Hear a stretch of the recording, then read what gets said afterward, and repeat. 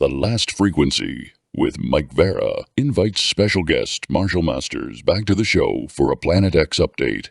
Tune in tonight at 9 p.m. Eastern on thelastfrequency.com or watch live from rumble.com.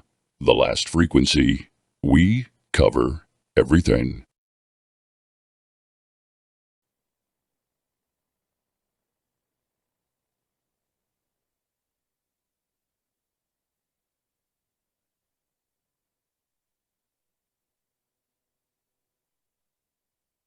You unlock this door with the key of imagination. Beyond it is another dimension.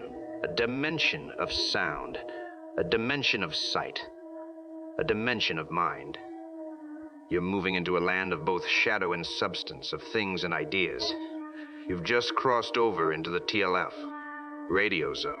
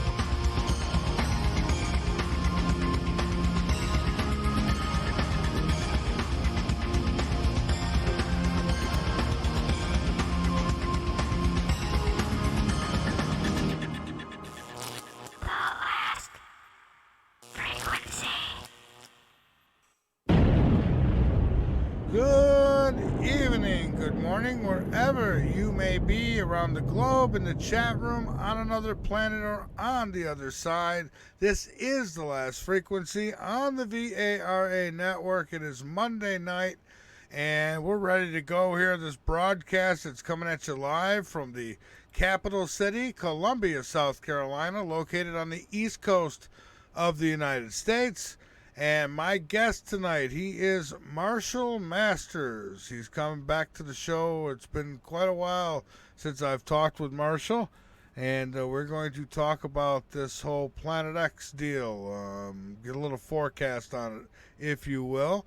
And, I haven't heard a whole lot about Planet X lately these days. So it's going to be nice to rehash that. All right. So beforehand, of course, as always, I've got some news and discovery. I'll get into that in a moment.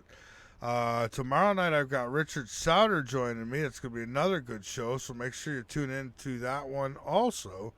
And still working on the website, folks. Archives, I'm not sure if they're showing yet. They might. I don't know. I didn't have a chance to look. I know that they've been uploaded, so we'll see. Anyways, if not, they will by later tonight or by morning at the latest, I suppose. All right, so yeah, Monday night here on The Last Frequency. I want to thank everyone who's tuning in. Hello to you. Make sure you go over to Rumble, like and share, like and share, like and share.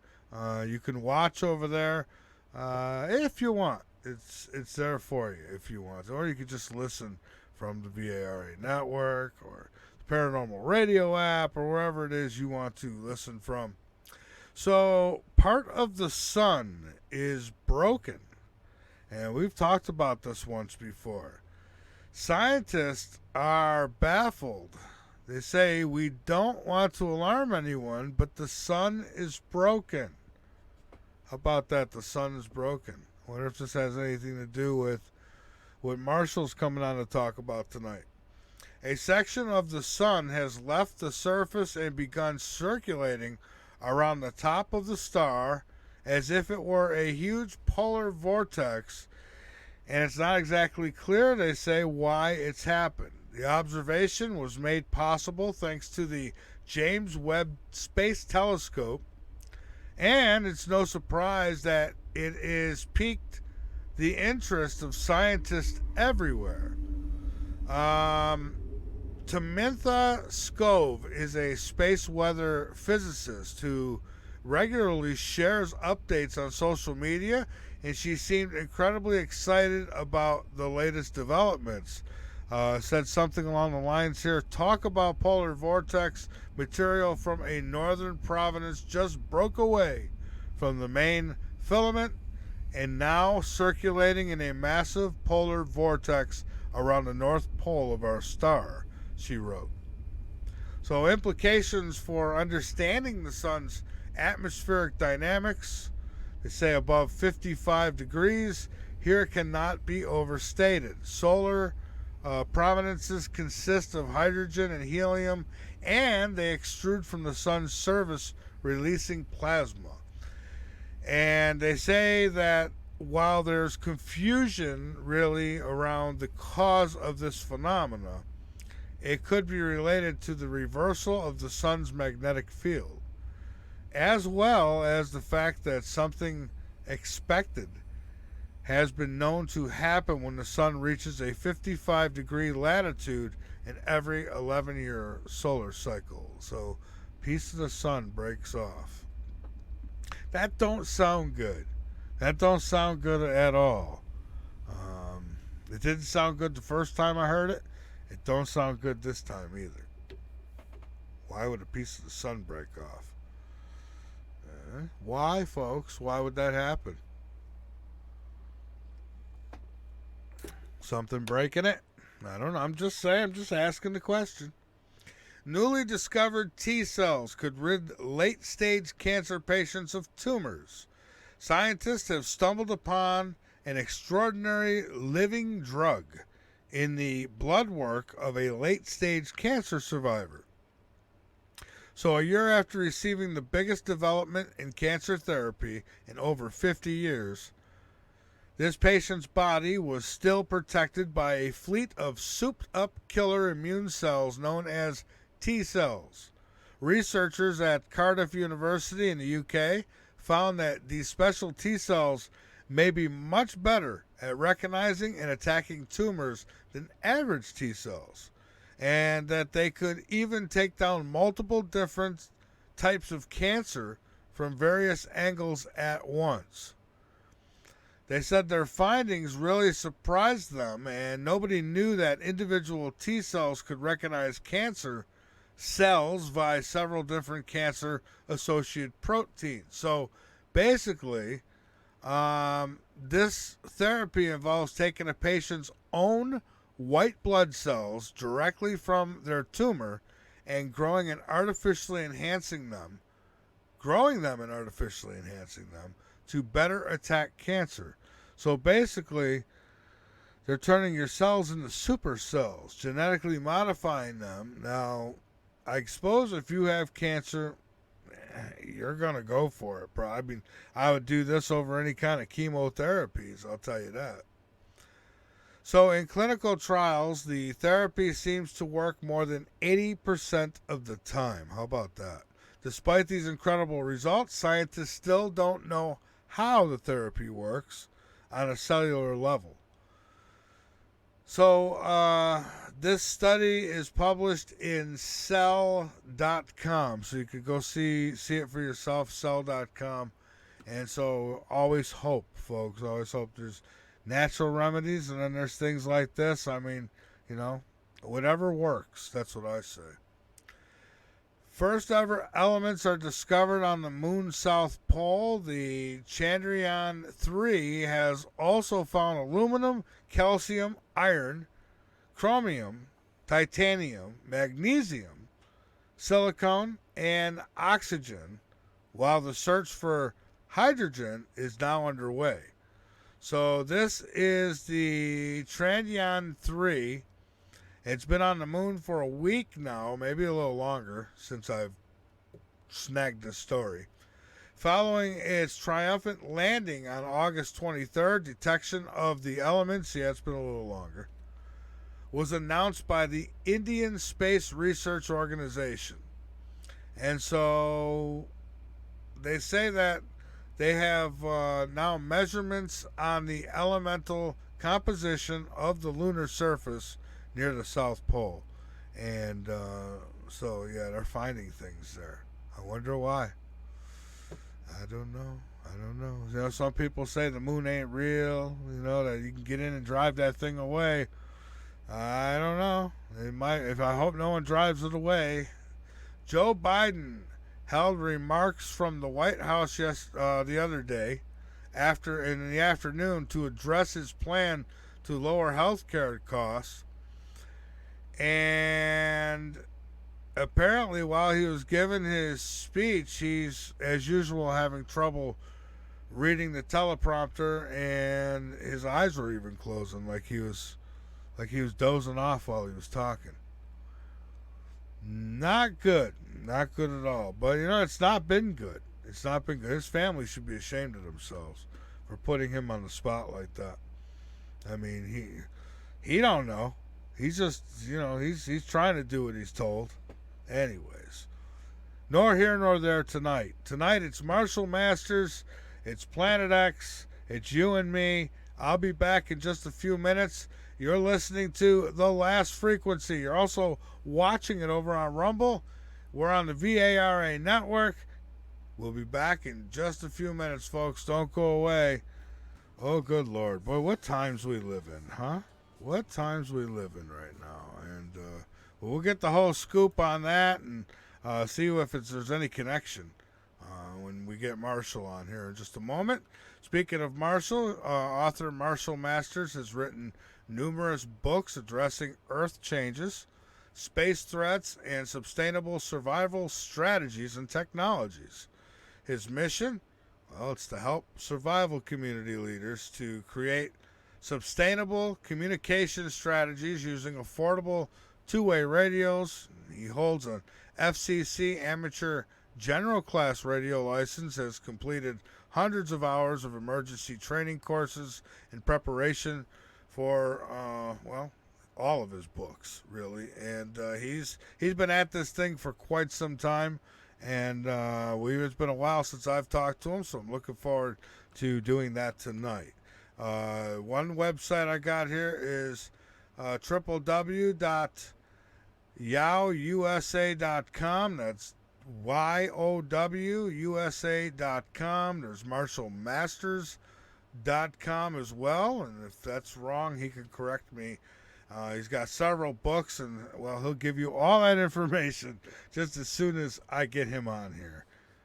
As soon as I can. Let's see. All right. Da-da-da. And here we go. Let's see. Yeah, I think we can get him on video, too, so that's good. And here we go. You never know with these things.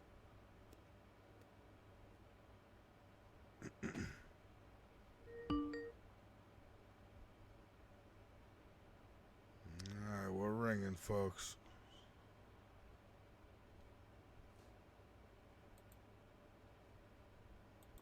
Available. Oh. Please leave a message after the tone. Hold on a second. He's there. We're actually chatting, so I think he's trying to set up his video. That could be what he's doing, so. Let's give it another shot here.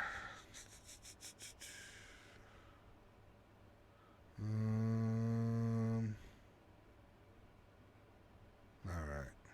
Yeah, I mean, he's here, folks. We'll get this thing.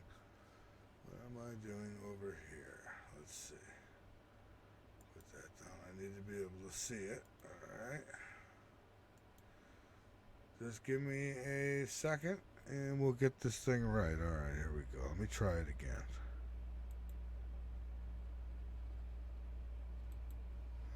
And away we go.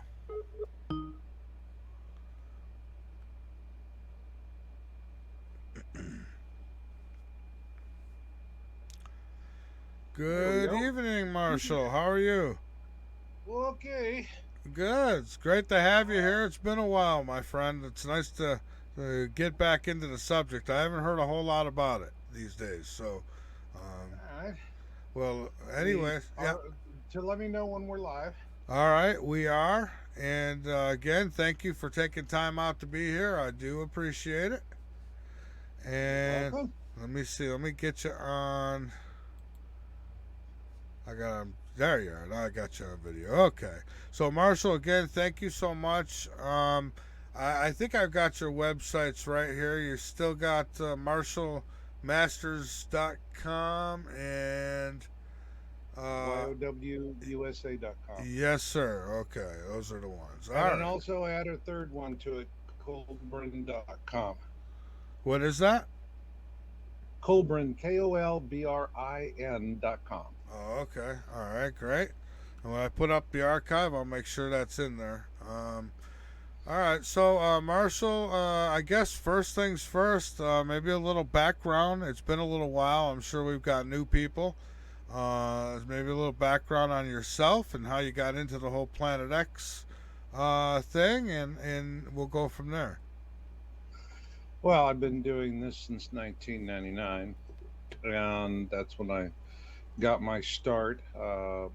I did an article for Millennium Group then. I was the gentleman who discovered the Nostradamus Comet of Terror in 1999. And yeah, I got 7 million views altogether on that. Whew. And in 1999, that got me off. And then after that, started working into it. I had the help of some white hat intelligence people in setting up Colburn or setting up my Yowza.com. And it was always a lot of hassle with deep state and all that. Yeah. And they, these guys were, one was U.S. intelligence, the other one was British, and they schooled me pretty well in basically how to survive in this situation. Which, by the way, you know, I've had a lot of emails from my viewers. You know, they're not comfortable with me being on this show, and I also just wanted to explain to them, which I haven't explained for a long time. With all of the stuff that went on, I'll be honest, for me, it was never you and me. There was never you and me. Right. I told you, fuck you, but it was never you and me. I wasn't telling you anything because at the time, in my mind, you had just been captured. See, Daza is, I've had a fight for 20 years with these pukes, Yeah. especially out of the crown. Daza is one of their top guns. That doesn't mean, you got to be honest with your enemies when they're strong. And Daza is a very strong guy. And the reason why is most of those folks are what I call M&Ms. He's very persistent. Mediocre, meaningless lives. And they get their kicks by anonymously hurting innocent people. I mean, they just love it as much as adrenochrome, but it's cheaper. And Daza is one of these guys. I mean, he is, to put it in shape, thanks to him and his ilk, today nobody knows who in the hell to trust or what to trust. All right. So yeah. back then, when you and I scrambled, and I, when I said fuck you, I wasn't talking to you. You were at that point, you were bupkis to me. You were co-opted, and I could see he had played you, and you didn't see it coming because back then nobody knew what the hell was really happening unless you had somebody pull you aside like I did, and I understood. So I knew what was going on. And now the thing here is that there's rules of a sort for the white hats and the black hats. They have their own rules. These are things that you learn the hard way. You pay blood and treasure for it. Right. And I've found, when I had my mentor sat down with me, and these were guys very well placed in intelligence, and they explained and they taught me a lot, and they brought me into other people as well. And I learned that if you just go with those rules, you'll always come out on top. When you get cocky is when things go sideways. Now, what Yeah. happened between us was you got in the caught in the middle of a piss fight between me and Dazza. I I call did, him, by the way, yes. they call me names, so I don't call him Dazza the cameraman. I call him Dazza Dickwad. Anyway, so this Joker is pissed off at me long before you come along because I wrote an expose and outed his sick ass. I caught him in a three-way Monty with two other operation teams out of the crown. Nailed them dead to rights and published it. And he hated my guts for that. And he was coming at me. Now, when he used you to set me up for a sabotage interview, all right, an ambush interview, he was not in protocol. That's not how they do it at that time. I don't know about now. Now they're desperate. They'll do anything. But back then, he was not in protocol. And when you don't go that way, things go sideways and you don't know what happens. So, Mhm. what's the whole point of Dazza the cameraman? It is to get people divided, confused, and arguing amongst themselves. And he's damn good at it. But Well, this time, and he didn't stop with I you either. pissed He him off. went after anybody I had on who had to do with Planet X, and so I caught That's on. right. Yeah, You yeah. caught on. And so, I mean, I'm going to tell you something. If you never felt my righteous indignation, but there's people you can talk to about it, like Gil Broussard, Nancy Leader, Hmm.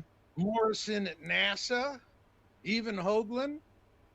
They messed with me, and I messed with them, and they don't mess with me anymore. I don't like it when a player comes and messes with me. I didn't come after you because you're an amateur. All right. You were a yutz in the middle of this thing. It was between me and Dazza. And so when I told you, fuck you, I was sending a message to Dazza, hey dickwad, your op is compromised. I made you move off target. Okay. All And that's right. what I was doing. So I didn't, at that point, I'm just dealing with him. It's like, why argue with the fish? Talk to the fisherman.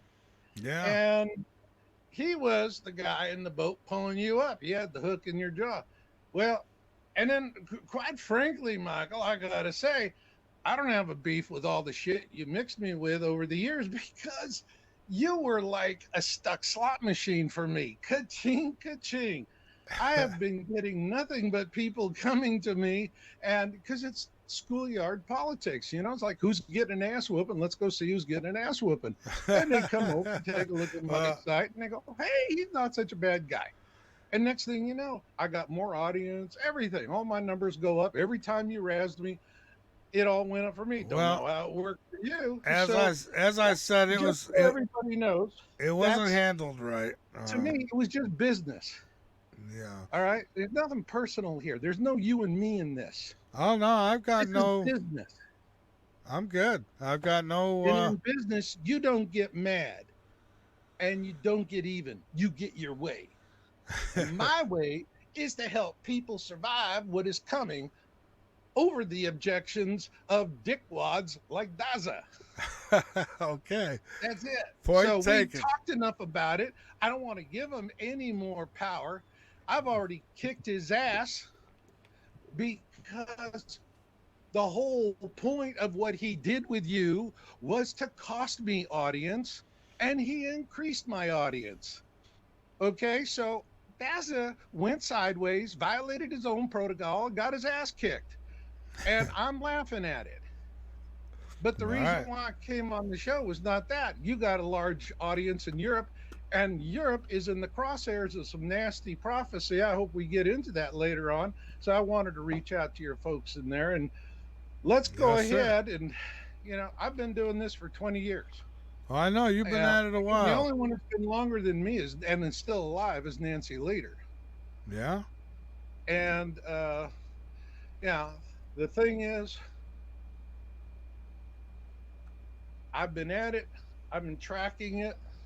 Everybody asks me, Marshall, when are we going to see it? When am I going to see Planet X? And I'm sitting there and I'm sick of this question because I saw it on December 26th, 2012. And I saw it on a webcam feed out of Costa Rica. All of this stuff I'm talking about's on the site. All right. And we spent 3 months watching Nibiru come up for about 15 minutes every day from next to the sun. And yeah, so I've been seeing it all this time. There's a lot more stuff that's coming on. Over the years, I noticed that YouTube used to be the go-to place for all these Oh videos. yeah, good luck with that They now. still pop up, but nowhere near as much. YouTube was. It used to be you could put up a Planet X observation, and I mean, people would put them up and start getting thousands of hits. Yeah. And then they put a blanket on it.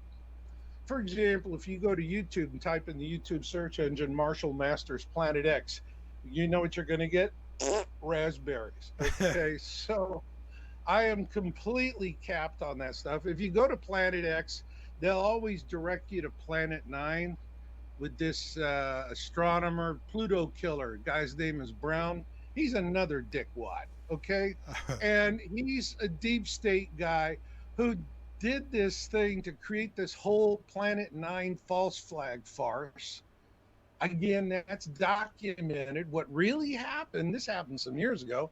I don't know, it was about, oh gosh, maybe about 8, 10 years ago. In South America, the second largest radio telescope in the world, they were doing deep research out there at the Kuiper Belt, and they discovered two objects, one a massive planet about 7 times the size of Earth in the Kuiper Belt, where nobody expected something like that. And then they found an old, what appears to be an old dead brown dwarf star. Ah, okay. Well, they put out a wonderful white paper, doing good science, what it's supposed to be. They're going out and saying, hey, guys, turn your scopes on this area. Here's the coordinates. Go see if it's there or if we got a one trick pony and we can't do anything with it. That's how science is supposed to work. Well, then Jeff Bezos and the Washington Post and this guy Brown, the Pluto killer, he's the one that got Pluto demoted. I mean, that's all he did. Yeah, that was a shame. I don't. He probably, is the kind of guy that only uses his telescope to check out the chick next door. But they come out with this whole thing. They get a gal who is doing. They got her to do this science feature on it. They always go for. They immediately go at Sitchin, and they want to go at the discovery of Pluto. So it's Lowell, all right, Percival Lowell, and then Tombaugh. Those are the three guys. They always start crapping on them. So the dickwads, when they're going after those three guys, that's them. And they were really trashing. Now, they went to South America, and the government went down there in South America and terrorized the hell out of these astronomers and forced them to retract their papers at the speed of politics. And all of a sudden, there was a vacuum. And then what happens is they had to fill the vacuum. So they're going around to get Brown to go out, and he probably found an old paper, someone working on a doctorate or something like that. They got it, dusted it off, kind of bring it as curd as much as they can. They put it out there with this absolutely insane Planet 9 nonsense, which is really more like that movie Plan 9 from Outer Space. Yeah. And I couldn't believe what I'm watching. First off, the hell that they intimidate these astronomers doing tremendous research. But I knew something like that was going to come because there's basic rules. One, you never talk about the possibility that we are in a multiple sun system. And the second thing you never do is you never talk about the possibility of life elsewhere in the solar system. All right. Yeah. And these guys was rule number one because they found a brown dwarf. And so they had to shut them down and shut them down really hard. That's the way it's always been. I've been doing this for 20 years. It's only now people in the last few years are actually getting to see how ugly our government is. Oh We yeah. are literally the Fourth Reich. And it was sickening on the suppression. Now, I have to say, for a while there, up until 9/11, well, 9/11 things started changing, but it's actually was 2012. It was after 2012. Once we got into 2013, and Yeah. it was, the second administration for Obama. Oh God. What happened was before that, in the lead up to that point, there were a lot of white hats, a lot of black hats. I had white hats at Google, no less, came out more than once and got the bad guys off my back. And I really appreciate that because when these bad guys play hard, they play hard. If I had a wife and kids, I couldn't do what I'm doing Yeah. because I would be too easily compromised.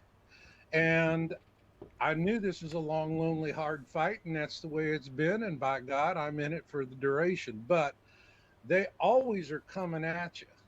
They never, evil never sleeps. It waits. Oh, that's the Okay? truth, and it's come out of the woodworks since like. That's right. Yeah. They come out of the woodwork. They're going to come at you. And so, but this is the life I chose. I have to deal with these. I was fortunate because I had white hat mentors out of the intelligence communities that got me off to a really good start. And I learned how to stay alive. And I'm not being facetious. No, you're Okay. here. The in this business, they come at your livelihood, they come at your family, they come at your friends, and Oh, if don't you I won't know shut up after that, you may just eat a bullet and wind up in an unmarked grave. And I am not making a joke. Uh, these people are very, very mean. They play hardball, and it's only until recently that people have been seeing it. And uh, Yeah. Oh, I agree it's with you. war, it's war, it's life, and that's the way it is. So enough of that. Enough of that. Let's talk about Planet X because it's coming Okay. and it's going to kick ass. All right, and I gotta And ask you people something have to quick. start getting ready. I read a story when I first came on tonight, and it's about scientists talking about a piece of the sun breaking off. Have you seen that? No. It says a piece of the sun's broken off, and it's in like a vortex at the top of the sun or something. They think maybe it's because of the magnetic fields changing or what have you. I don't know. It's something I read tonight. I thought I'd throw it in the mix, but Well, it's interesting. If you got a link, send it to me. I'm Yeah. going to follow up on it. This is right now. Planet X is actually, and when we say Planet X, let's get some definitions here because you probably got, it's been a while and you got a lot of newbies out there, right? yeah, that's right. Yes. Okay, so let me kind of do a little bit of newbie 101 here. All right. And by the way, if you go on my site, yowusa.com, at the very top it says Yowza Videos, and you want to go to the one that says Planet X 101. Now, I did that in 2013, and as a result of doing that video, I had one of the worst attacks on me by the deep state, and literally they were within days of completely crushing me. And if it hadn't actually been for white hats deep inside Google, that would have been it. I'd be slinging hash and living in a weekly hotel. Yeah. Because that's what happens after they crush the crap out of you. So I got after it. But if you go watch my video, Planet X 101, who, what, why, where, when, and how. Now, my videos are all up on Odyssey. It's a lot easier to find them. It's my Yow Books and Yowza channels. And so the best place to find me is on Odyssey. If you go on YouTube, you won't find anything because I've been permanently banned. But Yeah. they couldn't kill me. Oh, because- YouTube's horrible. I use Rumble now. That's pretty good. Rumble's good. I put up stuff on Rumble, but what I found is that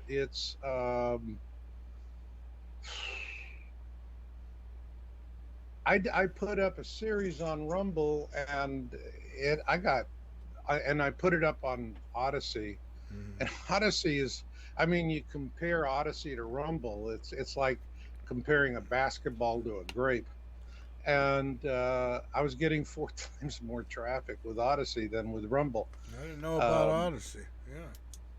Yeah. it was strange. I put it up there, and then the numbers were starting to click up, and then the minute I monetized it, that was it. Boom. No more views. That's what happens to And me on YouTube. As soon as something goes monetized, it's like something happens. It's only a couple days and something happens. Yeah. yeah, I'm kind of getting the feeling that um, Rumble is kind of like a refugee camp for YouTube producers, Yeah. and it works fine for people, on politics, but the deep state can still reach you on Rumble. Rumble, BitChute, I don't care who they are, they can still reach you. Oh There's, yeah. Christ, they're still doing it on Twitter X or whatever they call it, or X Twitter, or Yeah. just X or whatever. And Yeah. this is just the way it's going to go. It's going to continue until things change, and I think things will next year because uh, we look at all the political stuff that's going on. But let me just tell folks what you're going to see in the skies Yes.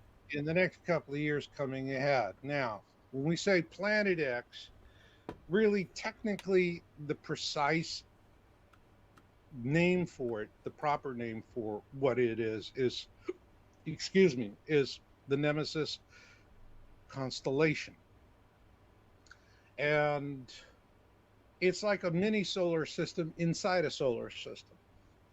Nemesis is a brown dwarf star, and it was first predicted, the Nemesis star was first predicted by Carlos Muñoz Ferrada, a brilliant astronomer from South America, who announced what he called a black star and a planet that would be coming, and in the kind of orbit the same, and he used the same kind of orbit actually that Zachariah Sitchin and we see elsewhere. Very long period comet-like orbit, and he predicted its return. At the time, they called it a black star because they just couldn't see it. Now they could measure other things, and the way that they knew that they were there is by the way that they influenced the other objects around them. They could see perturbations in orbits of other objects. And so that is with a brown dwarf. Now, the thing about the brown dwarf star is it doesn't have the same mass as our sun. So when it first ignited, it burned off fairly quick. It couldn't keep that nuclear furnace going, so to speak. But when a brown dwarf is begins that process of banking, dying off, we're talking billions and billions of years. It's a very long process. Yeah. And a brown dwarf is capable of sustaining life. Uh, but they're very, very difficult to see because they are surrounded in a cloud of iron oxide. And iron oxide is, you go to my if you go to my website, there's a series that I'm working on right now, Revelation, and I did Revelation 8, 7, and Planet X, the blood, and then I put up Revelation 8 and 8-9 and Planet X, the mountain. I'm working on the next one, which would be up in a day or so. For your listeners, go to the site, start with Revelation 8, 7, and Planet X, the blood. Now, I'm not a Christian, Right. but I believe in Revelation chapter 8 without reservation. Matches up, right? And as a researcher, not as a matter of spirituality or a matter of faith or whatever. Okay. Yeah. People do. And I think that's marvelous. All right. And because it's that kind of faith that carries them through. I'm just, just the facts, man, just the facts. I want to do the research. And so when I look at the Bible, I see it as a wisdom text. And I use that in conjunction with other wisdom texts. Now, the Colburn Bible was actually written about the same time as both the Old Testament. The Colburn Bible is in two parts, the Egyptian, and then the second one is the Celtic text. The Egyptian texts were written same time as the five books of Moses. The Celtic texts were written about the same time as the New Testament was being written. So there's a lot of overlaps between them. And the important thing about the Colburn Bible is it corroborates the Exodus account, and in a very special way. What people have to understand is that Exodus was a global event, and it was observed and experienced by both the Hebrews and the Egyptians, everybody. And all of these accounts of Exodus were written by people who actually survived the event.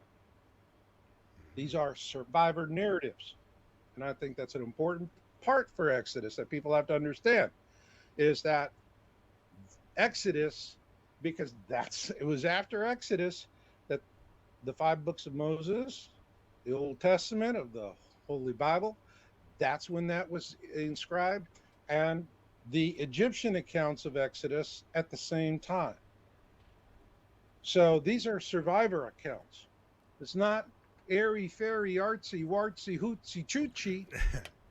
This is real stuff. This is 9/11 and boots on the ground. Let's take a look at what the hell happened. Now, for the Hebrews, for Moses, he had to write a story of liberation for his people that would inspire them for thousands of years.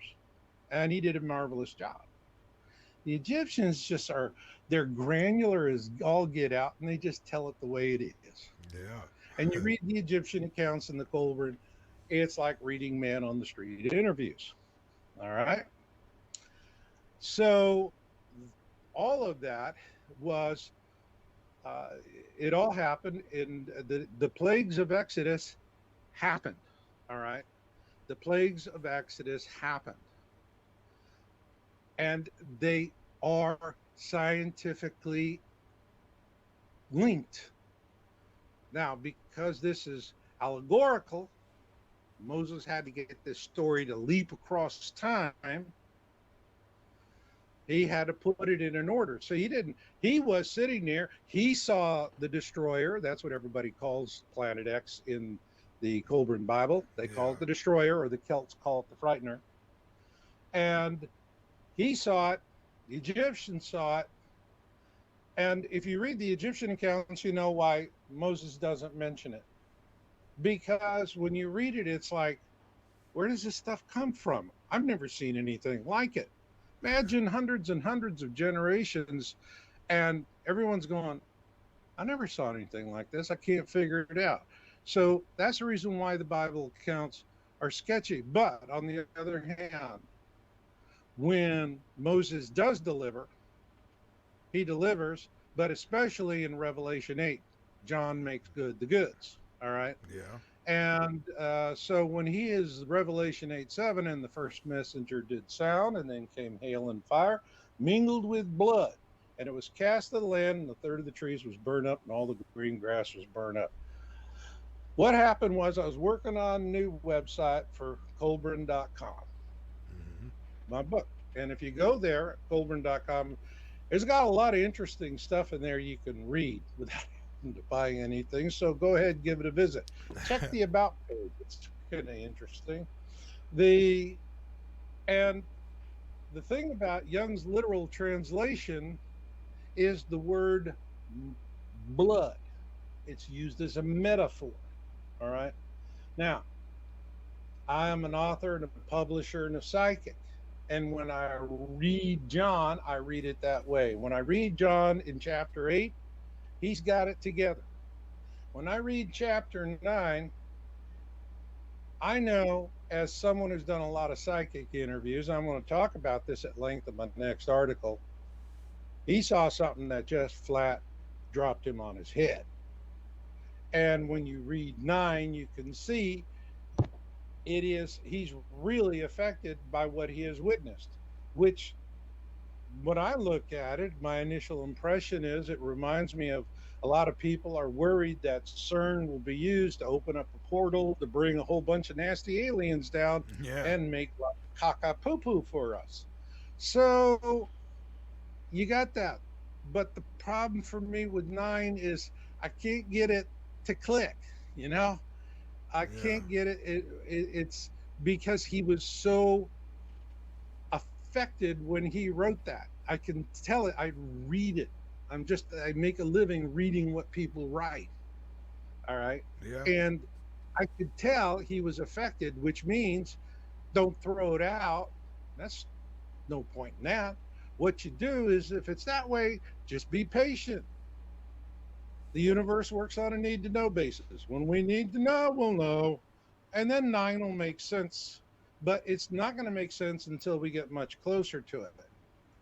On the other hand, 8 is about ready to open up on us. And I'm talking Yeah. about this all can start popping next year. And once it gets going in, the and Revelation 8, I will tell you, everything in Revelation 8 is scientifically connected perfect. I am talking no square pegs and round holes, no shaving off the corners, no bending and forming, no explaining and rationalizing. When I read 8, Revelation 8 as a researcher, it goes click, click, click, click, click. All right. 9, I don't know. I'm out. That's still in TBD land. But 8, definitely, definitely, definitely. And so you get into it, and uh, it's what was interesting with the blood metaphor was how all of a sudden I'm looking through the Colburn Bible and I'm looking through the Holy Bible, and it was the metaphor that all of a sudden connected everything. It was like a corner piece of a puzzle. Everything connects to it. And so the blood metaphor, and I wouldn't have found it if I weren't doing new material. I was writing all new material for my Colburn site and having to do research. And this is how these things happen. You Yeah. walk backwards straight into them. And you're like, what the heck is this? And it goes that way. So I have been going through this, and it is what we have, Yeah. and describing, because what you're going to see in Revelation 8:7. Now, if you're on my site, for several years now, we've been doing our science series. And every month we've been publishing, and it was interesting. I One of the things I proved kind of oddly was I did, everybody wonders, are they really going underground and blowing up these dumbs? Yeah. Do Are they? people still wonder? I think so. I wonder. Okay, well, I got news for you. I proved it's happening. It I is proved it happening. with hard science. You look at my science articles. What happened was about almost about 2 years, a couple of years ago, the all of a sudden we started seeing capping. Every month, it's fireballs and earthquakes of all magnitude. Oh yeah. Those are the two criteria. Now, on fireballs, we're doing the AMS, American Meteorological Society, and we've used them consistently. And to those people, a big shout out and lots of love. I love it. You guys are just awesome. You keep that data coming. And please, if you can, go to their site and throw a couple of shekels in the can. Now, we're tracking fireballs, and fireballs are telling us what's happening with the Nemesis cloud, but I want to explain this to you All first. right. So we're getting this capping phenomena. We're seeing every month the earthquakes are capped at 10,000. That's not Mother Nature. Mother Nature doesn't go out and say, we shall limit the data. No, Mother Nature just is all over the map. And that's the way it should be. So we're seeing this capping. It's like you could definitely see it was an arbitrary policy that was being enforced. So I am reporting it and complaining. Report and kvetch. Report, kvetch. Report, kvetch. Month after month after month after month after month. Finally, one month, it's like after about 15 months of this, I'm going, okay, we got to change the tone. We got to do something here. So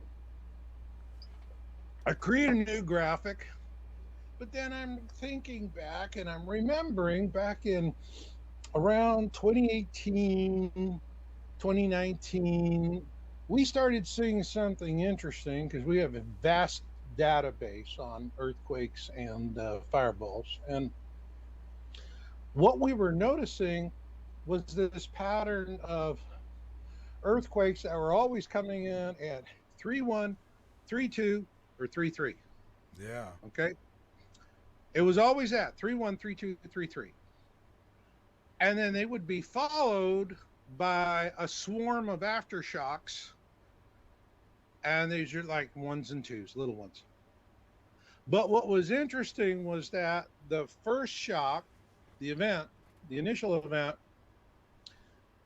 we were looking at the seismograph signatures. Now, when a natural earthquake is getting ready to pop, you're going to see, I call it the energy nipple. Yeah. And you start seeing the nipple just a little bit. It looks like a Hershey's Kissy laying over on its side. Yeah. All right. And that is the energy nipple that precedes a natural earthquake, as the energy's been released for the ground. Then when the needle goes the big scratcheroo, that's movement. And what we were noticing in these 3-1, 3-2, 3-3s was that we didn't have our Hershey Kiss. There was no energy nipple. It was straight to the scratchy big stuff. That is not Mother Nature.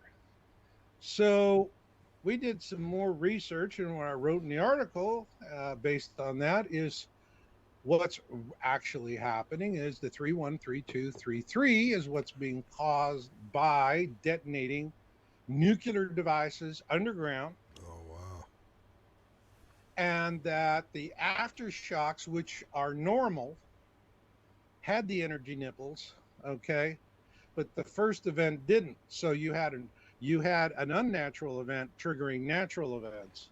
So at the final analysis, I proved that the data capping and that they were hiding the fact that they were nuking underground. Next month. I was gonna say The very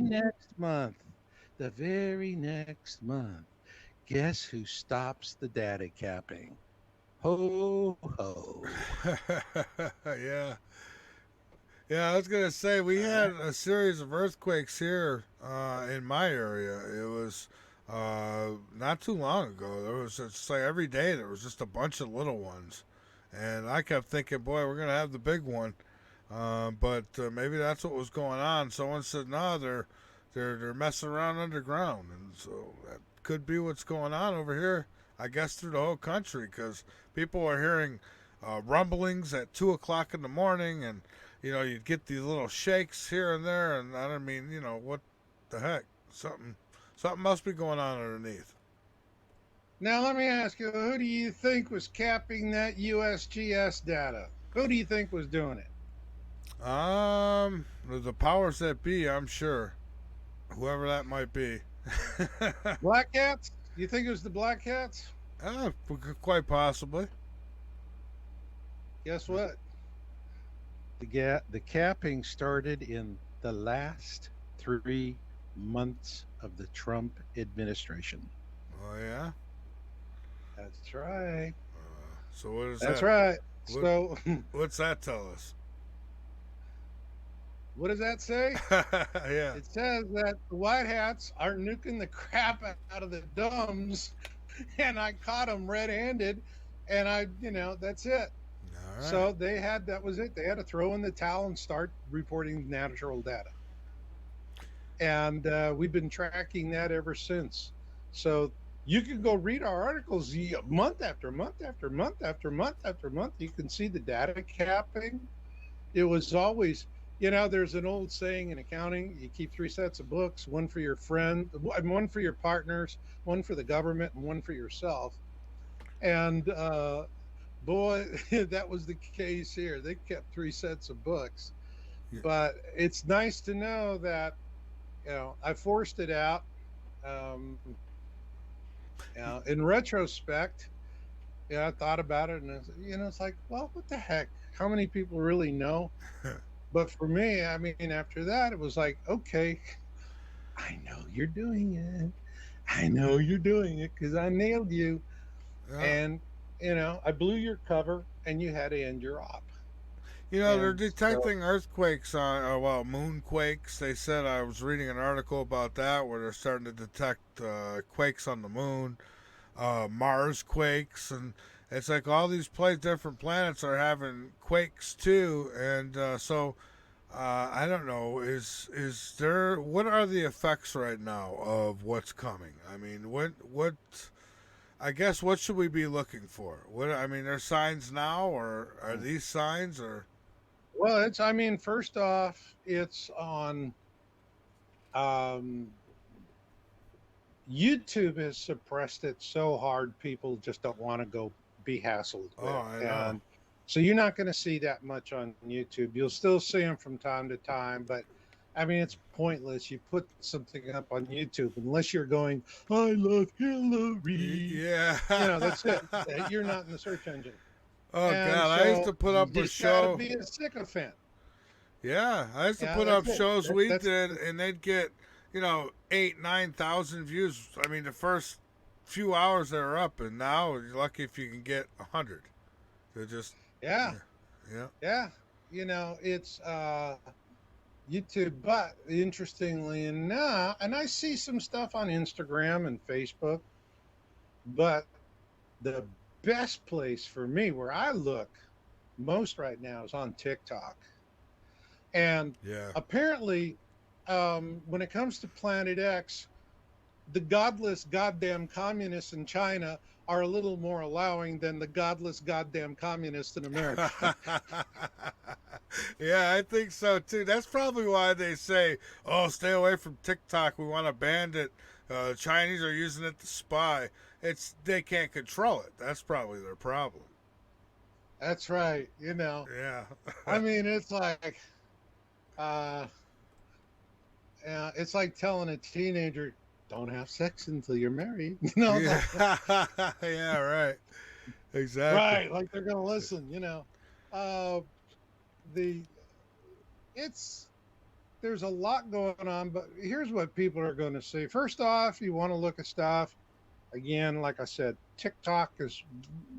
I see what I like about TikTok, especially the TikTok observations. Is the people are talking and they're experimenting with their phones and they're moving around and they're trying to show that they don't have a flare or something like that. Yeah. And they're asking the WTF questions. Why is this happening? Why is that happening? I love seeing it. I love seeing it. These people are so on because for years it was like, I don't want my wife to know, so I'm going to sneak it on, and then I'm going to give myself a crazy name, and then I'm not going to answer anything.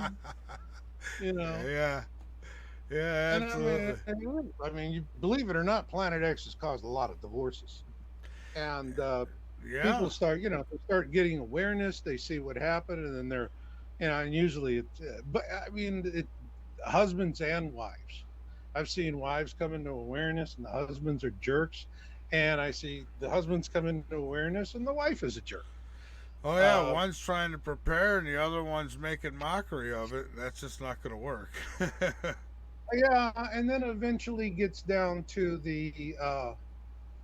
It always gets down to the nuclear option. If you don't stop this, I'm going to divorce you. Yeah. And then what happens is that the one who's in awareness just keeps going. Because once you're in awareness, you're like an energizer bunny. You don't stop. You may get quiet, but you don't stop. And the other spouse is freaking out. And again, I'm going to divorce you if you don't do this. I'm going to divorce you if you don't stop this. I'm going to divorce you. And then finally, guess who files for the paper? Yeah. The one in awareness. Yeah. Because they're sick and tired of being threatened. And then, so it is. I have seen it end a lot of marriages. And awareness is tough that way.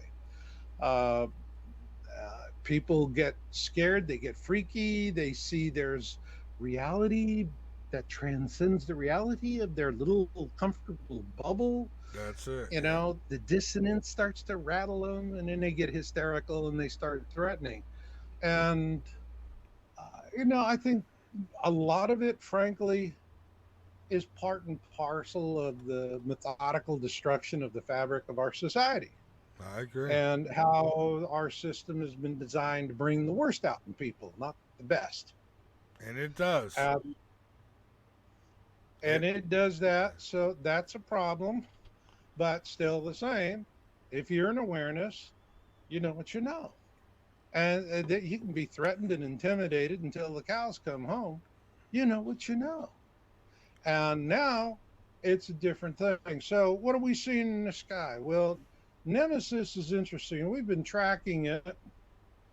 Uh, the First off, Nemesis, as I said before, is a brown dwarf star. It's very difficult to see it until it's close.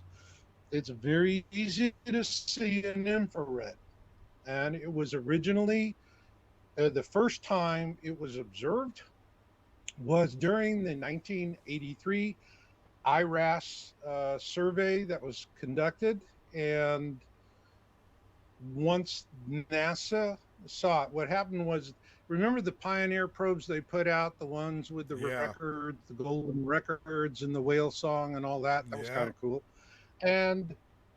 But really, the whole purpose of those probes was to go out and magnetically determine, is there a brown dwarf out there? Could they find a magnetic signature? Not any kind of observation, just find a magnetic. You can just, you can, like hearing the crackling on power lines kind of a thing. And if you hear it, you know what it is. Well, they made the case for it, and that's the reason why they put IRAS up in 1983. And everyone, when they go to look for Planet X on Google Maps and Google Sky, they go in and they're looking at sky and they're searching all around for Planet X and looking around and all that. And folks, just, I don't understand why. They just have this assumption that this is all live, like Google's got 5,000 webcams out there monitoring the universe in real life, and they don't, because what they're doing is the imagery you actually see, the universe you see is the universe that was recorded in 1983 with the satellite. All right. Yeah. And there are missing panels. We could get into a whole kind of. Oh yeah, they blocked stuff out on it too. Yeah. They took stuff out, but what happened was they discovered it.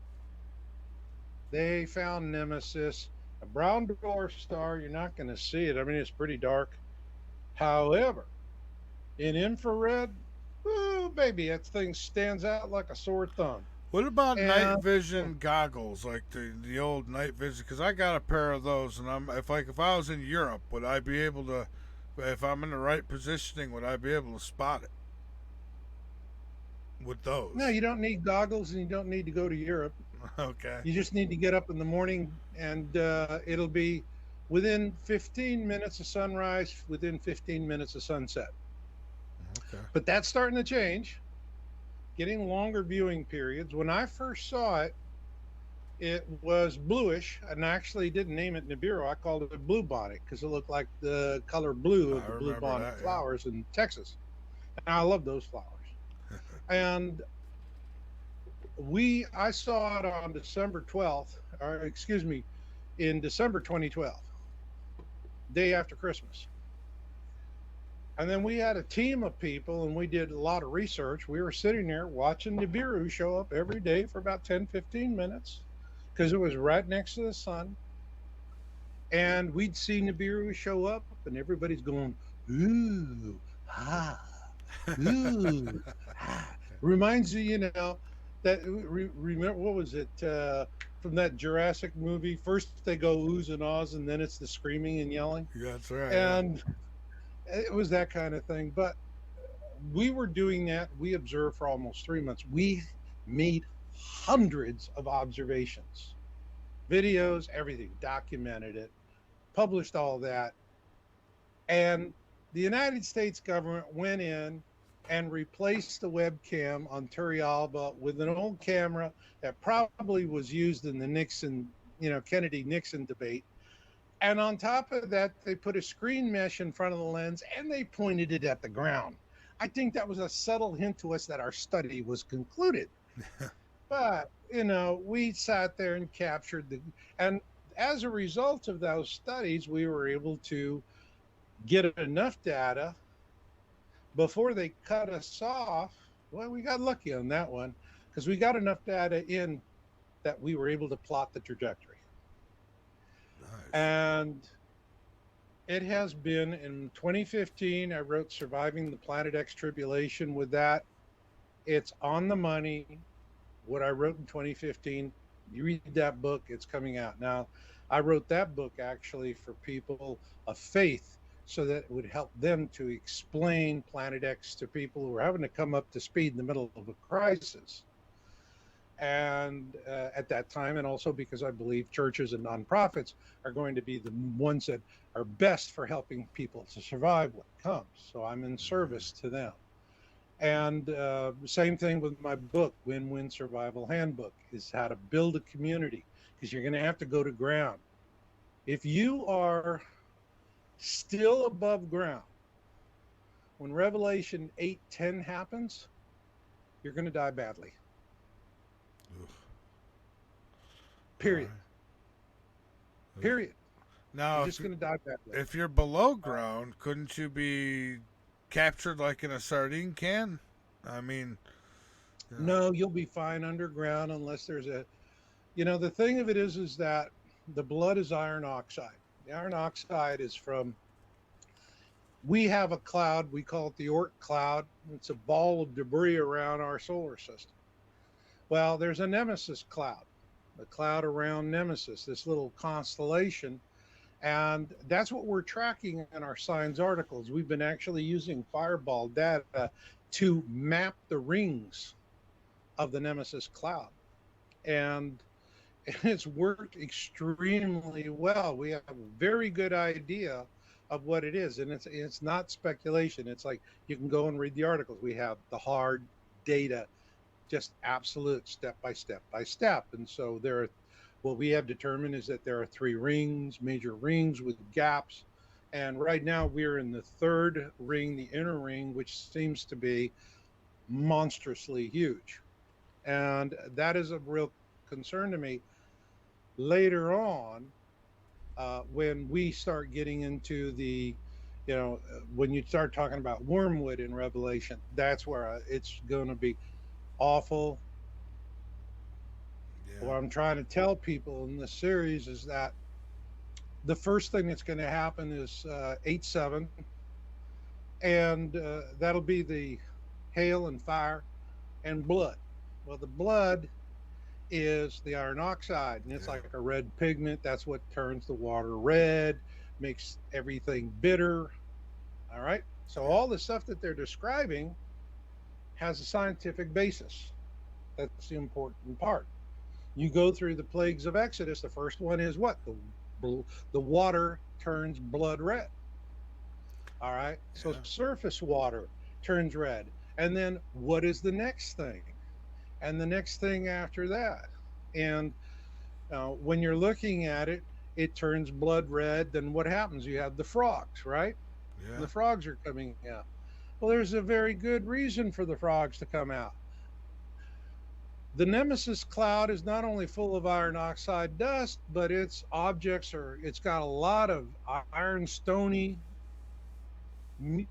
meteors, asteroids, and they've got a ton of Schrebersite, and Schrebersite has got phosphorus. And phosphorus is a McDonald's Happy Meal for algae blooms. Okay.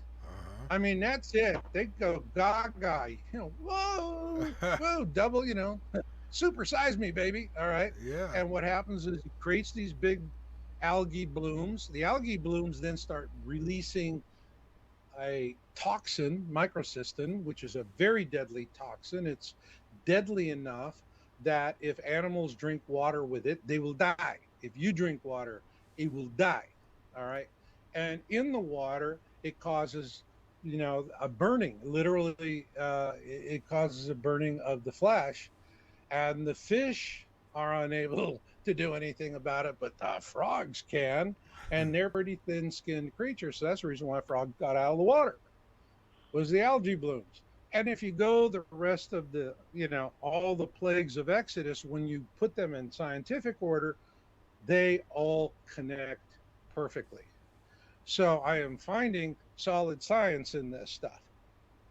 And that's important because with Exodus, I have two live accounts. I have the Egyptians and I have the Hebrews in two separate books, but both, both were inscribed by actual event survivors in the days after Exodus.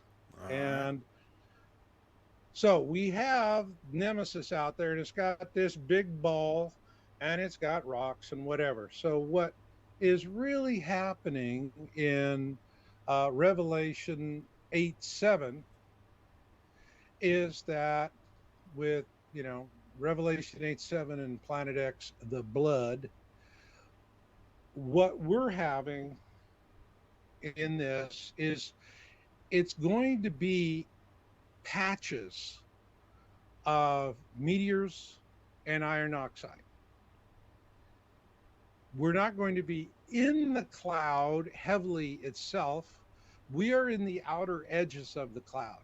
And the outer edges of the cloud, if we're through, there are significant differences in the data when we're in a ring versus when we're in a gap. What we do know is that it's in patches. So when Revelation 8:7 happens, and again, let me just read that. Okay. And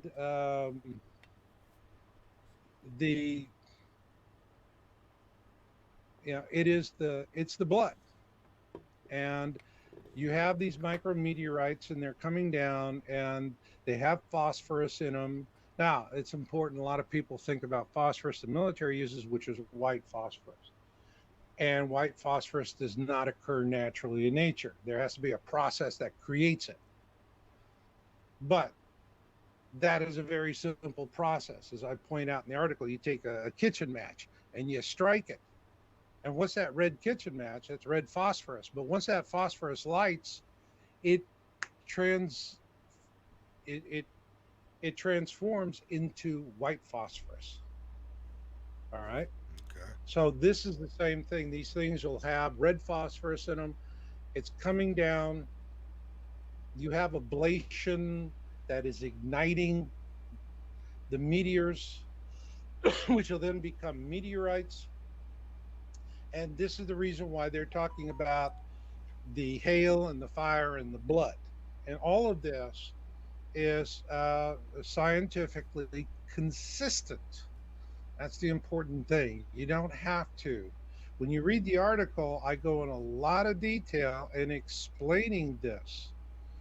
And, that it is real important. And you also see parallels, for example, when you're talking in Revelation about wormwood and the water is bitter and it makes people sick, go back to Exodus. Go back to Exodus 7.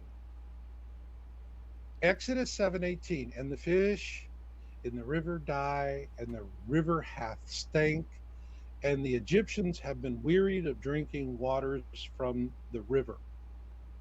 All right, Yeah. excuse me. So, Revelation, which is written thousands of years later, is in complete agreement with the live accounts of Exodus. I think that's pretty cool, don't you? I do think that's pretty cool. Marshall, hold that thought right there. I want to take our last break here, and then I'll come back. We'll got some questions from listeners. We can hit a couple of those, and whatever else we got. So just hang out with me for a few minutes, folks. This is the last frequency. I'm Mike Vera. I have Marshall Masters with me tonight, and he's schooling us on Planet X. So if you got, I tried to get Peter Kling to join this broadcast tonight, but he's just not ready yet, I guess. And so maybe in the future, it would have been nice to have him. I know I tried to surprise you all, but I couldn't get Peter to commit to it, which is fine. He's got other things going on. I get it. But all right. So, Marshall, we are back, my friend, and let's see here. So I've got a few questions here from folks in the chat and portal and all that good stuff. So if you're ready, I'll throw a couple at you. Yeah, well, let me quick call out to Peter. Oh, okay. Because Peter Kling and I stayed in touch, and he actually was very instrumental in helping me relocate to Maine. And so I just wanted to give a shout out to Peter and thank you. And Peter, about the snow chains, I'm good. Go on with the questions. All right. So one here says, how does Planet X affect the orbits of other objects in the Kuiper Belt and beyond? Oh, stellar question. Absolutely stellar question. Well, why do we call it Planet X in the first place? It's not because it's Planet 10. Anyone tells you that, they're as dumb as a box of rocks.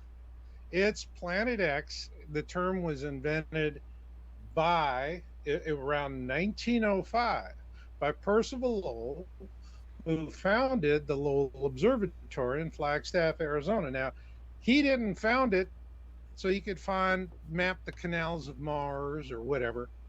He started that observatory because he wanted to pick up on the search for Planet X that had been going on for hundreds of years with astronomers in Europe. And he had enough money that he could do it on his terms. He was independently wealthy. Gave him a huge advantage. That's the reason why they hate him so much. He was kind of like the Trump of astronomy in his day. He did what he wanted to do. And that was really good. And he's looking for it. Now, what the Europeans were looking for was not Planet X. They were looking for what's called Neptune's perturber. So what happened is, real quick, the very first planet discovered with a telescope was Uranus. And the very first planet discovered through mathematics was Neptune. Because when they started observing Uranus, they saw Uranus had a perturbation in its orbit, a little zigzag.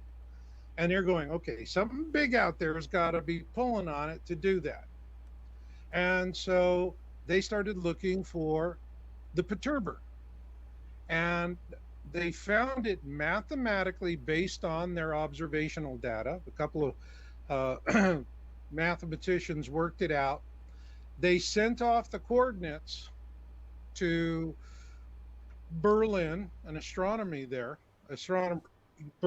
excuse me. And literally, the calculations were so excellent, it just took him no time at all to swing the scope around, and boom, there was Neptune. Nailed it. So then they started observing Neptune. And again, they got perturbations. So now they're going, where's Neptune's perturber? And that's what the Europeans were looking for after the discovery of Neptune. And they couldn't find it, and it was driving them batty. And Percival Lowell went, well, let's put a little American know-how on this and see what we can do. And so he started looking for it. Now, he actually discovered Pluto when they were going back through his work. He discovered Pluto many years before Tombaugh did, but he thought it was a comet at the time, so didn't claim it. Tombaugh discovered Pluto. And at that point, everyone was going, we found Neptune's perturber. All right. Yeah. And then they didn't call it, Percival Lowell wasn't calling, their search wasn't for Neptune's perturber. He created the term Planet X to mean a planet that we know exists not because we can observe it, but by the manner in which it affects the other objects about it that we can observe. That's why I love this question. Whoever asked the question, kudos to you. And so that is the history of finding it. Now, is it perturbing us? It's right now. What it's perturbing is the sun, and it's funny. Thank you for sending me the link. Sure. Part of the sun is broken. All right, I'm definitely going to want to look at that, and it is what we're seeing with the sun, and what we documented from the very beginning. All right, was the sun is becoming progressively brighter. Very small amount. It's luminance. All right. Mm-hmm. And this luminance is going to keep increasing until we get roasted. The thing of it is that that's the reason why they're chemtrailing us. Because this luminance is coming down there trying to reflect that radiation back out into space. Is nothing, they're not worried about the surface of the planet. What they're worried about is, think about in the movie 2012, the neutrinos going into the earth and the crazy neutrino theory and all that. That movie actually was based on Planet X, and that's the reason why they took it out of summer run and put it into the winter films with mod and whatever. Because they had to recut the beginning of the movie to change the basis, because the deep state said, this is about Planet X, make it about something else. So they kind of had this neutrinos are warming the core of the earth, and that's what's causing it. Well, something similar is happening, not necessarily neutrinos, but something similar is happening. So that's the reason why they're chemtrailing, and the aluminum and the barium and whatnot is to reflect that radiation out into space. So are things being perturbed? Hell yeah. Rocks are, it's taking asteroids out there that are in benign orbits that would never be a problem for us. And it is, this system is pushing rocks in front of it like a cue ball and dragging a ton of rocks behind it. And so that is why we're seeing all this increase in fireballs. I'm talking about 10 times. Oh, yeah, every time I turn around, I see a story about. You look at 2012, where we were in 2012 with fireballs, where we are now, we are 10 times higher, seeing 10 times as many. And that's because we are already in the Nemesis cloud. And it is going to get later on this next year is when I believe it's going to reach perihelion. And at that point, it's no longer catching it here and there at sunrise, sunset. It'll be a regular fixture in the sky.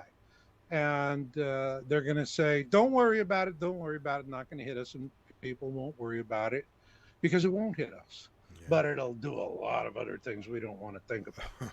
So that was a great question. All right. So another one here. How does Planet X relate to the hypothetical Nemesis star or the Nibiru cataclysm? Planet X is just another name for Nemesis. So again, Planet X just simply means an object we know in space that we can determine its existence by the manner in which it perturbs an orbit or affects in some other way another object that we can observe.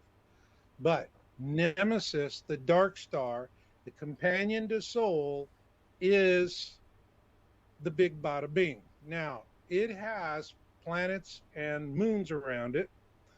Uh, Interestingly enough, the best image of Nemesis and its planets and moons and so forth was released on the same day that Trump was giving that fantastic speech in South Dakota. All right. Yeah, yeah. At the monuments. And while he's at the monuments and everyone is just having a wonderful time, a white hat snuck it out. Because I can tell you, at NASA, for every scientist, there's two spooks. It's a 1-to-2 ratio. Okay? I bet. Yeah. And nothing gets out of NASA without 9 gazillion spooks looking at it. So how did this got out? And when I saw it, I'm going, whoa, this is the money shot I've been waiting for all these years. Everybody just, I don't know what the hell is that. Do you know what the hell that is? No, I don't know. I'm looking at it, and it's got all the plant. It's got everything. You can see it. It's in my site, and but there are 3 major planets in the Nemesis constellation. There's more.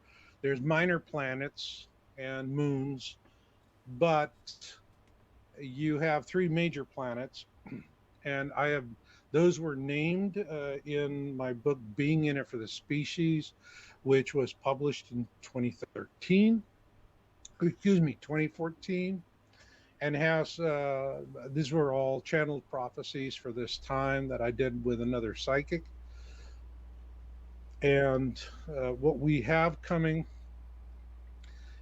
in this is going to be the first innermost major planet is called Helion. And Helion is actually a gas giant that's very bright. And it works somewhat like a second sun in that constellation. Then the next one out is called Arbota. It's a rocky Earth-like planet, probably 3 or 4 times the size of Earth. It is inhabited with slaves, and these are the slaves of the Anunnaki. And the Anunnaki, when they come, and we're going to see them, they're going to be coming for 2 things: women and gold. And the gold is for repairing their sky, because their flyby of their planet is hard on us, and it's hard on them too. And then the second thing is that they're going to want to take a lot of young women from America and Europe, and they are going to use them for breeding slaves on Arbota, and then bring them back and give them back to us. The thing is that once we see Nemesis reach its point of perihelion, which is its closest distance to the sun, it's going to be out around the 2 o'clock position relative to the sun. But it's no longer going to be so close to the sun that we can only see it when you have atmospheric lensing, which is going to occur within minutes of sunrise and sunset. This will just be out there, and we will see it in the sky, and it'll be a regular fixture. Yeah, once you see it, I would say once you see it, won't it start the effects be pretty strong at that point? Or not? I don't think so. From what we're seeing with it, you've heard of red Kachina, the blue Kachina, red Kachina theory. Yes, I or have. prophecy of the Hopi. Yeah. All right. And a lot of people think that the Hopi are describing 2 objects: a blue object and a red object. In fact, the Hopi are describing the same object in 2 different times. And this is due to something called Doppler effect. Easy thing with Doppler effect, you're standing next to a rail, to a rail line, and you got a high speed train that passes you, and you hear it and it comes, Oh yeah, I oh, live next to one. yeah, well, that's Doppler effect. And what happens with this is that as the object is approaching you, the light waves are compressing into cool colors, all right, into blues. And whereas when it is going away from you, the light waves elongate and they go to the red. They get red shifted. So what blue Kachina, red Kachina is Nemesis blue shifted before it comes to directly above our orbit, and it will be high over our heads. And it will most likely be in this period of time from perihelion to when it reaches our orbit. It's probably going to be rather attractive, I would imagine. It and the reason why is first you have the Doppler effect, so it's blue shifted. Secondly, it is going to have a sunlit side from our own sun. So between the two of that, I think it's actually going to, it could be in a manner of speaking a beautiful object, oohs and ahs. Yeah. But then beauty will bring the beast. And then once it reaches directly over our orbit, that's when things, that's when we see the red Kachina, and that's when things start getting nasty. Because at that point, it's arcing down in its orbit to pass between the orbits of Jupiter and the asteroid belt going into the southern skies where it spends the vast majority of its time.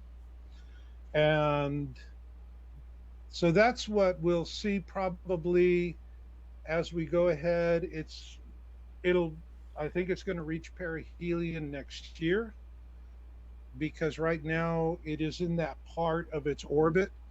Uh, you go to the you go to the orbital laws and you look at it, and it's in a part of its orbit where it is in a high acceleration because it's arcing over, going into perihelion and picking up speed really heavy, and it's pedal to the metal, and it'll be pedal to the metal coming back Kind of down. like a roller And coaster. let it be slow. Once it starts, it'll go, it'll lose that speed as it goes into the southern skies, because as it's descending away from the sun, it's going to be pulling against the sun's gravity. So when this thing is in a long 3,600 lunar year orbit, it's the high acceleration phase is going to happen when it's at the top or at the bottom of its orbit, because it's a comet like orbit. And it's not counterclockwise around the sun like we are, it's clockwise, and it's very fast. It's a very comet like moving object. So we will see that. um, I believe that the revelation, I think the wormwood is going to come in once it is over our orbit and heading sharply south to pass between the asteroid belt and Jupiter. And that's when wormwood's going to happen, because this is when it's going to be on our side of the sun. And we are going to then, Earth is then going to enter into the full body of the Nemesis cloud. Now, what we'll see first is in 8.7, it'll be patches and dribbles. You're going to have these, the fire and the hail, but it will onset like a summer rain, pass very quickly, very random. It'll happen in any place, who knows? So it'll be more of an odyssey. People won't understand that God has given them a sign to get off their ass and do something, and they're going to do what they always do. Let's go to the mall, whatever. And Till the lights go out. they'll ignore that, and they're going to regret that, because once 8.8 happens, 8.8, the mountain, all right, whoa, that's a major event. And Yeah. it's something that I predicted in my book, Being in It for the Species. And I'm not a Christian, So I don't have, in terms of eschatology, I don't have a dog in this fight. I just want the facts. All right. That's And it. I am finding all the connections and it's pulling together rather brilliantly. So that's what we're going to see. And I believe that in being, you have Revelation 8:7, which is the fire and hail and the blood, which is iron oxide. Before that, there will be, and I think it's going to happen sometime this winter, probably very late this year, but more likely January, February of next year. Uh, we are going to see a major volcanic eruption in the Pacific Rim on the western side, and it will be big enough and throw enough ash into the air that it will close down air transit in a very vast region of the Pacific for a while. I Ouch. don't think, again, that'll happen. That is when you see that volcanic event that happens out there in the Pacific Rim along the Orient side, that you will know we are on the timeline of the Revelation 8 prophecy. Is there And, this will also, it'll all start coming together in 2024. And then we're going to just year after year, it's going to be another piece of guacamole. just escalating? Yeah. So they're gonna come a point where they're gonna have to tell us something, right? Even if they're lying to us to the last minute, because we're gonna. Well, here's the thing. And I mean, first off, I track, I'm tracking the COVID thing Mm, on top of everything else. The World Economic Forum is very clear. They have videos where they're saying we want to eliminate half the population. All right. Georgia Guidestone's 500 million. They want to slaughter us. All right. And if we're still under the control of the elites who are presently making our lives miserable, I'm telling you, 7 out of 8 people are going to be dead before this is over if they're running the show. oh yeah, yeah. Now, the white hats win, and we start, all of a sudden, we start having something we haven't known in a long time in America. They call it good governance. God, I have to look that up in a dictionary. I haven't never used that term in a long time. Good governance. Who'd have thunk it? Yeah. All right. The whole point of good governance is I don't want the government to throw tons of money at it. That would be nice, but not necessary. We just need a government that's not trying to kill us at the same time the goddamn rock's trying to kill us. Yeah, right. And I if we know. have only one thing killing us instead of two, we got a better chance. Yeah, And well, that, for me, is the name of the game. So I'm sitting here and it's a Planet X researcher, and I know when this is finished, make America great again. After this is over, we're going to have to try and find America on the map. yeah, right. All right. Before we can make it great again.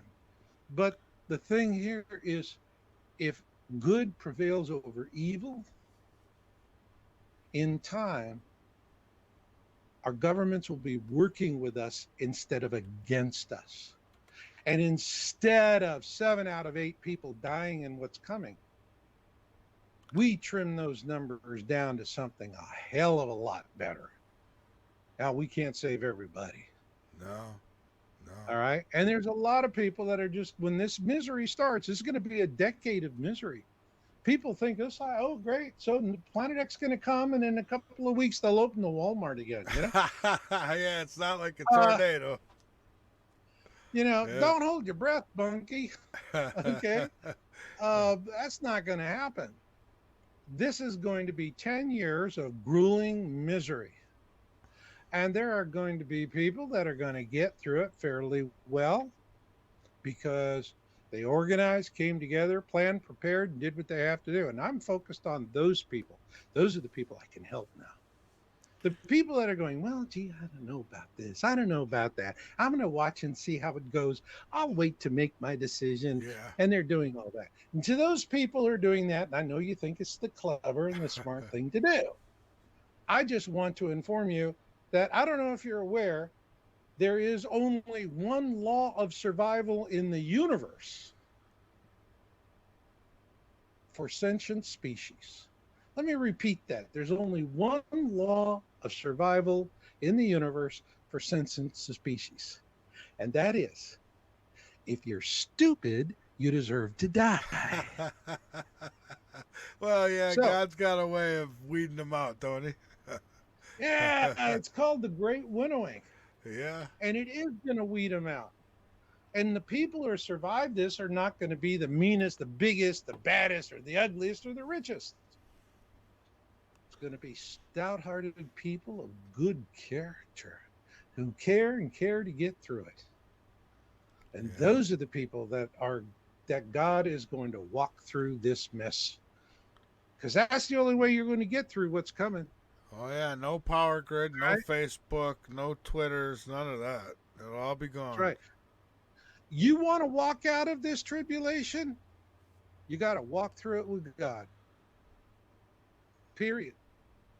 Full stop. All right. All right. And So that's it. And for the longest time, I've been waiting for people to start getting around to this, and I'm starting to see it, and it's nice for a change. yeah. It's nice to catch up on this topic because it's almost scarce finding anybody who's really like you are getting out there and talking about that. At least it has been for me. I look around, and I just don't see it, and so you're still at it though, and I'm glad that you are. I got one more question from another listener. She asks, "Is anyone made a mathematical model that predicts the existence and the trajectory of Planet X?" So that, I guess, like a weather model. Has anybody made? I guess you kind of have, haven't I you? did. It's Yeah. in my book, Surviving the Planet X Tribulation, and I give you the orbit and where it's going to be and when it's going to be and everything else. Follow my Revelation articles. I will give you that information as well. Okay. Now, Floor is is there yours. somebody that now we're a volunteer effort, so we're just slightly better than WAGs. All right, you know what a WAG is, a wild ass guess. We're just a little bit better than that because we're pulling the data that we can. We have fireballs to work with. We have hard data. Now, are there people who can tell you to the day where and when it's going to be, like like a Mussolini train? Okay, NASA. They started that in 1983. Yeah, here's a kicker thing. You're When they discovered it in 1983, the first thing they did was they came up with this fakakita bullshit cover story that the cryogenic, unit on board the spacecraft failed. It's because you're in the cold of space, but actually, in order to image in the cold of space, the camera's got to be colder than space itself. All right.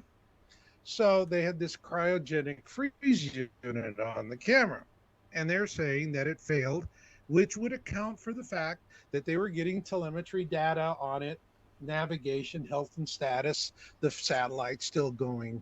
And they did that satellite, by the way, with the help of the Europeans, the Italians, Dutch, so forth. And the scientists over, especially in Italy, I like the Italian astronomers. They're cocky as hell. They were tearing crap out of NASA. They were pissed. They could tell the satellite was feeding data. But NASA encrypted it and never gave the de-encryption codes to anybody else. And what happened was, once they spotted it with the IRAS, they literally continuously tracked it for as long as they could until the hydrazine fuel on the spacecraft was exhausted and they could no longer control it. And then after that, that was it. That was the end of it. Okay. And they have been tracking ever since. So, does somebody have hard numbers on it? I mean, absolute hard numbers on it? Yeah. Yeah. Okay. The same Okay. people that are trying to kill us. Yeah. And our wonderful Fourth Reich of a government. All right. Oh, absolutely. Hey, Hailed Marshall. by Obama, Lord and Savior. Be, So, um, these jerks are hiding the information from me. But what I'm going to tell you is I laid it all out based on our observations in 2013. I wrote Surviving the Planet X Tribulation on that data in 2015, and we got it right the first time. It is consistent. So all read right. the book.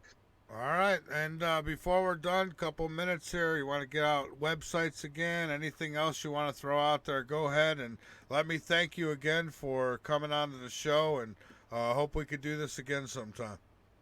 Sure, All right. absolutely. And the uh, and Daza, you're still a dickwad. But anyway, come to YOWUSA.com. YOWUSA.com. You could also do marshallmasters.com. And I just put up my new site, Colburn.com, for the Colburn Bible, and that'll be interesting reading for you. All of these links are on my Yowza.com page. All right. Come on, have a read. Thank you so much, Marshall. Have a great night, and thank you again. Thank you. All Cheers. right. See you later. All right, folks. There he goes. Marshall Masters, Planet X, not forgotten, right? Still a thing, folks. It was nice getting updated on it as well, and so hopefully we could do that again in the future with Marshall. And folks, I thank you for sending in your questions. And I know I've had several more here. I didn't get to them all, but at some point, Marshall, I'll have him back on, and we can get to those questions too. There are a lot of good questions too, scientific, not sarcastic. Kind of challenging. Someone's work or anything like that. It was actually good questions, which is what I like. So thank you. Anyways, with that being said, folks, I want to thank each and every one of you, wherever it is you may be around the globe, in the chat room, on another planet, or on the other side. This has been a broadcast of The Last Frequency on the VARA network. I'll be back with you on Wednesday. I've got Richard Sauter joining me. We'll be talking about military bases, underground bases, and all that good stuff, and should be a fun time. So for Marshall and Surf, we're praying for you. By the way, Surf, I got an update on our good friend Surf, who does a lot of my technical work in the background. He's a very good friend, like a brother, really. And he is in an Indianapolis hospital tonight, and he'll be there for a little while. He's got scheduled. He was going to get stents. They found now that his widowmaker is a little plugged, and so they're going to be doing open heart surgery on him now. And so thoughts and prayers go out to you, Surf. You're a tough son of a bitch. You'll be just fine. And I look forward to your quick recovery and return to not only our friendship, but to the show. So with that, folks, thank you so much. Keep your eyes posted to the sky, because you never know what you might see. Keep your ears posted to this broadcast, because you never know what you might learn. Good night, everybody.